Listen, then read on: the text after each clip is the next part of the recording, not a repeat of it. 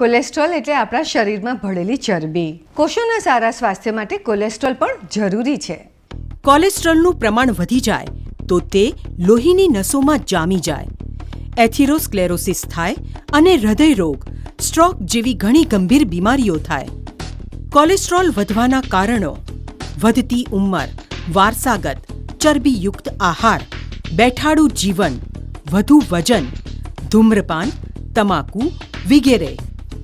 Cholesterol નિયંત્રણમાં રાખવા શું કરવું? શું ઓછું ખાવું?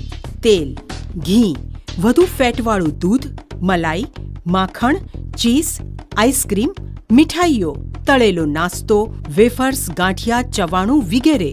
ફાસ્ટ ફૂડ, ટ્રાન્સફેટવાળો ખોરાક, બિસ્કિટ, ખારી, કેક. શું વધારે ખાવું? રંગબેરંગી શાકભાજી, રોજ 4-5 વાટકી લો. ફળો, સફરજન, નારંગી, દાડમ, સ્ટ્રોબેરી, દ્રાક્ષ વગેરે રોજ 2-3 વાર.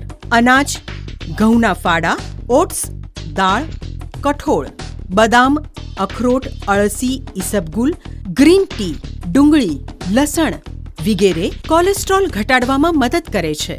વધુ પડતું કોલેસ્ટ્રોલ જીવલેણ નીવડી શકે છે.